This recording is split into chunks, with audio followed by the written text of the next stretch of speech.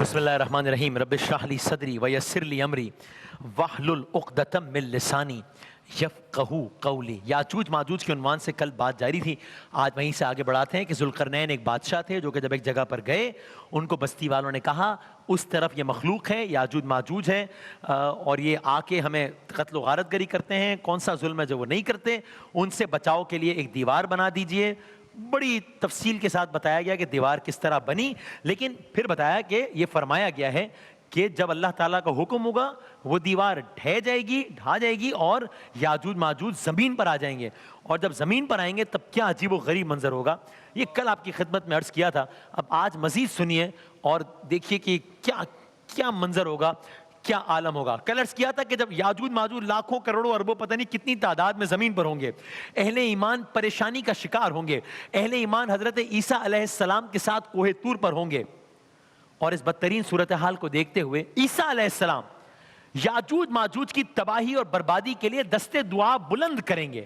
یہاں ہم نے کل ختم کیا تھا کہ کیا ہوگا، یہ دعا مقبول ہوگی یا اس کے نتیجے میں اور کیا ہوگا۔ تو زمین پر یاجوج ماجوج نے تباہی بربادی کا ایک بازار گرم کیا ہوگا، زمین کی ساری مخلوقات کو مار دیں گے، یہاں تک کہ وہ کہیں گے آؤ اب آسمانی مخلوقات کا شکار کریں۔ وہ ان گنت یاجوج ماجوج اپنے تیر جو ہے وہ کمان سے نکالیں گے، آسمان کی طرف بھیجیں گے، ان کے تیر خون آلود ہو کر واپس آئیں گے، وہ سمجھیں گے کہ ہم نے ساری آسمانی مخلوقات کو بھی مار دیا ہے۔ ادھر عیسیٰ علیہ السلام یہ دعا کریں گے کہ اللہ تعالیٰ ان کو تباہ و برباد کرے، یہ دعا اللہ تعالیٰ کی بارگاہ میں قبول ہو جائے گی، قبول ہو جائے گی۔ اب ہوگا کیا؟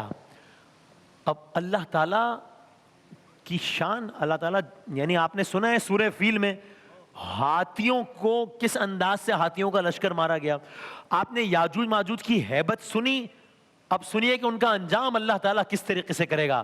بتایا گیا کہ ان کا انجام اس طرح ہوگا کہ یاجوج ماجوج میں سے ہر فرد کی گردن میں اللہ تعالیٰ ایک ایسا کیڑا، آپ آج کل کی زبان میں بیکٹیریا کہہ لیں، وائرس کہہ لیں، ایک ایسا کیڑا یعنی ان میں کوئی ایسا وائرس پیدا کریں گے جس سے ان کی گردنوں میں ایک ایسا، آج کل کی زبان میں کہہ لیں، ایک پھوڑا پیدا ہو جائے گا جس سے وہ مرنا شروع ہو جائیں گے۔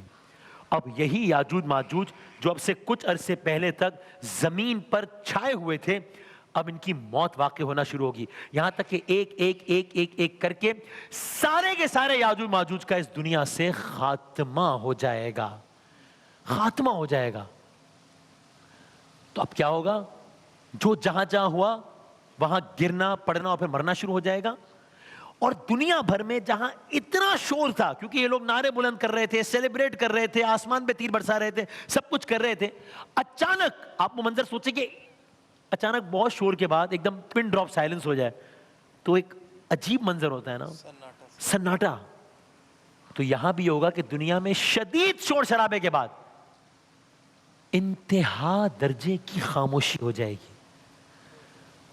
اب یہ خاموشی وہاں جو اہل ایمان ہے کوہ طور پہ، ان کو حیرت میں مبتلا کر دے گی کہ یہ اچانک کیا ہوا، یہ بھی اتنا شور تھا، کان پڑی آواز سنائی نہیں دے رہی تھی، اب خاموشی۔ تو ان کو سمجھ نہیں آئے گا کہ یہ کیا ہوا ہے۔ تو اس کے بعد وہ آپس میں بات کر کے کہیں گے کہ کوئی ہے جو جا کر اس بھیانک خاموشی کی وجوہات دریافت کرے، ہوا کیا ہے۔ بس ان کے درمیان ایک بات طے ہوگی، اہل ایمان کے درمیان، اور ان میں سے کوئی ایک یا کچھ افراد آہستہ آہستہ بڑے محتاط انداز میں اس بات پر تیار ہو جائیں گے کہ اچھا ہم جاتے ہیں زمین کی طرف کہ دیکھیں تو صحیح معاملہ کیا ہے۔ اگرچہ ان کو یہ لگتا ہوگا، انہیں تقریباً یقین ہوگا کہ نیچے اترتے ہی ان کے ساتھ کچھ ہو جائے گا، چونکہ یاجوج ماجوج ہے، یہ کون تصور کر سکتا ہے کہ اتنی بڑی مخلوق ہے، اور چلیں اگر کچھ عذاب، مطلب اگر کچھ کسی نے حملہ کر دیا، کسی نے لڑائی میں ان کو چت کر دیا تو کچھ مار دے گا، یہ کون سوچ سکتا ہے کہ اتنے سارے تھے اور ایک بھی نہیں بچے گا، یہ کون سوچ سکتا ہے۔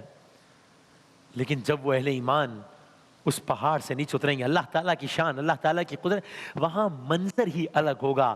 سینکڑوں میل دور دور دور تک تا حد نظر یاجوج ماجوج کی لاشیں بکھری ہوئی نظر آئیں گی۔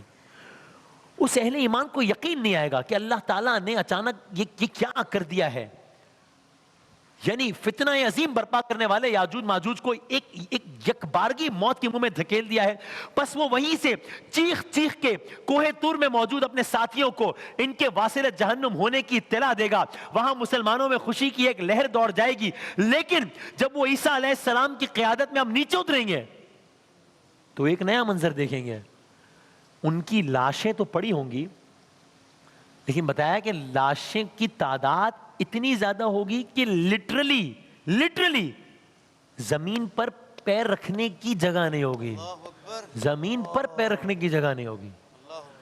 تو یہ معاملہ اتنا سنگین ہوگا کہ سب واپس اوپر چلے جائیں گے, یعنی واپس چلے جائیں گے سب, چونکہ زمین پہ پیر رکھنے کی جگہ نہیں ہے.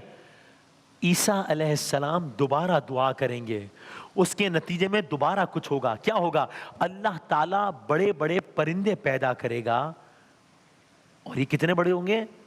ان کی بڑائی کا اندازہ اس بات سے لگایا جا سکتا ہے کہ ان پرندوں کی گردنیں اتنی لمبی اور اتنی موٹی ہوں گی جیسے آج کل کے اونٹوں کی ہوتی ہے. ان کی گردنیں اتنی لمبی ہوں گی ان پرندوں کی. اور اب آپ سوچیں کہ ایک طرف زمین پہ لاشیں ہی لاشیں, دوسری طرف ایسے عجیب و غریب خلقت کے پرندے آ رہے ہیں جن کی گردنیں اونٹوں جتنی لمبی ہیں.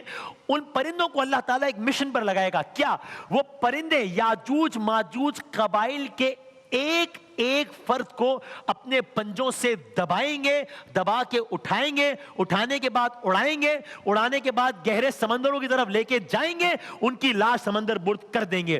دوسرا پرندہ بھی یہی کام کرے گا, تیسرا پرندہ بھی یہی کام کرے گا, یہاں تک کہ ایک ایک ایک ایک کر کے سارے پرندے سارے یاجوج ماجوج کی لاشیں اٹھا کر وہاں سمندر برد کرنا شروع کر دیں گے. اور یہ عمل چلتا رہے گا, یہ عمل چلتا رہے گا. کیوں؟ تاکہ سمندر کی مچھلیاں ان کو کھا جائیں. اور یہ کام ایک زمانے تک جاری رہے گا, یہ کام ایک زمانے تک جاری رہے گا. بس اس عظیم کام کے ختم ہونے کے بعد اب کیا ہوگا؟ ایک اور مسئلہ, یہ سب کچھ تو ہو گیا, اس کے بعد ایک اور مسئلہ ہوگا. اور وہ مسئلہ کیا ہوگا کہ زمین میں یعنی ایک عجیب سا ماحول ہوگا. زمین میں ان کی سڑی ہوئی لاشوں کی ناقابل برداشت بو ہر طرف پھیلی ہوئی ہوگی, تعفن پھیلا ہوا ہوگا. ہم دیکھتے ہیں ایک لاش اللہ نہ کرے پڑی ہو تو ایک عجیب سا, یہاں تو پتہ نہیں کتنے لاکھوں کروڑوں لوگوں کی لاشیں ہوں گی, ہر طرف بو پھیلی ہوئی ہوگی. بس یہ واقعہ اپنے اختتام کی طرف جا رہا ہے. ناقابل برداشت بدبو ہر سو پھیلی ہوئی ہوگی. اللہ تعالیٰ پھر ایک تدبیر کریں گے, اللہ تعالیٰ پھر ایک کام کریں گے. آپ کو یاد ہے سورہ کہف سے ہم نے اس کا شروع کیا تھا واقعہ کا. اللہ تعالیٰ اس گندگی کہ ہم نے کہا کہ ہم نے یہ کیا, ہم نے یہ کیا, اللہ تعالیٰ اس گندگی کے خاتمے کے لیے ایسی عظیم الشان بارش برسائے گا جو اس وقت تک برستی رہے گی, برستی رہے گی, برستی رہے گی, جب تک زمین پر موجود ہر قسم کی غلاظت اور گندگی کا خاتمہ نہ ہو جائے گا. یہاں پر اللہ تعالیٰ اس کا خاتمہ کریں گے, اس انداز سے خاتمہ کریں گے. تو بس آج کی تک یہ نشست اپنے اختتام کی طرف جا رہی ہے. کوئکلی بس لے کے چاہتا ہوں, یکم رمضان المبارک تھی, ہم نے سورہ کہف سے آغاز کیا تھا, بلکہ اس سے بھی پہلے ایک کوئک ریکیپ. سرکار دو عالم صلی اللہ علیہ وآلہ وسلم کے پاس مشرکین مکہ پہلے یہودیوں کے پاس گئے. یہودیوں نے کہا یہ 3 سوالات ہم تمہیں دیتے ہیں, وہ ان سے پوچھنا, ان سوالات کے جوابات کوئی نبی کے علاوہ کوئی نہیں دے سکتا. مشرکین آئے, سرکار دو عالم سے پوچھا 3 سوالات کیا تھے؟ روح کی حقیقت کیا ہے؟ ابھی ہم نے باوجود اس کو بھی اس موضوع کو چھوڑا ہے, وہ ایک الگ اس کی اپنی داستان, اپنی اس کی ڈیٹیل ہے. تو پہلا سوال تھا کہ روح کی حقیقت کیا ہے. دوسرا سوال یہ تھا اصحاب کہف کون ہے, تفصیل سے واقعہ آپ کی خدمت میں عرض کیا. تیسرا سوال یہ تھا ذوالقرنین کون ہے, وہ واقعہ آپ کی خدمت میں عرض کیا.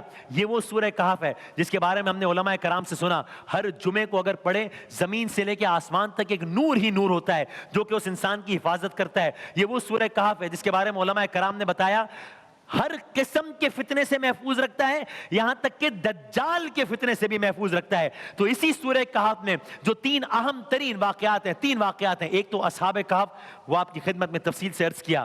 دوسرا واقعہ حضرت موسیٰ اور حضرت خضر علیہ السلام کا, وہ آپ کی خدمت میں تفصیل سے عرض کیا. تیسرا واقعہ اس بادشاہ ذوالقرنین کا, وہ آپ کی خدمت میں عرض کیا. کوشش یہ تھی, خواہش یہ تھی کہ اللہ کرے کہ یہ اگر کوئی ایک فرد بھی ایک لمحے کو ایک کام کر لے گا تو ہمیں لگے گا کہ ہماری مطلب وصول ہو گیا. میں تو نہیں کہوں گا محنت وصول ہو گئی, چونکہ محنت تو کیا ہے, ہم نے تو بس ایک اپنی وہ کیا ہے. لیکن اب جب انشاءاللہ میں اپنے طور پہ کوشش کروں گا کہ اب جب روز جمعہ ہم قرآن پاک کھولیں گے اور سورہ کہف کی تلاوت کریں گے. چونکہ علماء نے یہ بتایا کہ اگر ساتھ ساتھ ترجمہ بھی پڑھیں تو کیا ہی کہنے ہیں. تو سورہ کہف میں اللہ تعالیٰ نے جو 3 اہم ترین واقعات بتائے ہیں وہ آیات اور وہ ترجمہ انشاءاللہ ہمارے ذہن میں ہوگا. اسی لیے ہم نے یکم رمضان کو قصص القرآن کے عنوان سے یہاں سے آغاز کیا تھا. کل سے ایک نئی داستان ہوگی انشاءاللہ. میرا جی چاہتا ہے یکم رمضان سے ہم نے اس کا آغاز کیا, آج اس کا اختتام ہوا ہے, تو میں جناب قاری محسن صاحب سے گزارش کروں گا کہ آج ہم سورہ کہف کی ہی کچھ آیات کی تلاوت سے اس سیریز کا اختتام کریں گے. اعوذ باللہ من الشیطان الرجیم.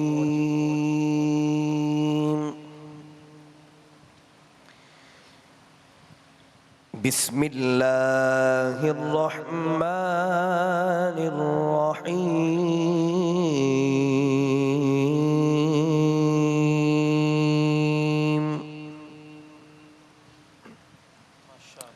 سبحان اللہ. قل انما انا بشر مثلكم يوحى الي انما اللہ اکبر. قل انما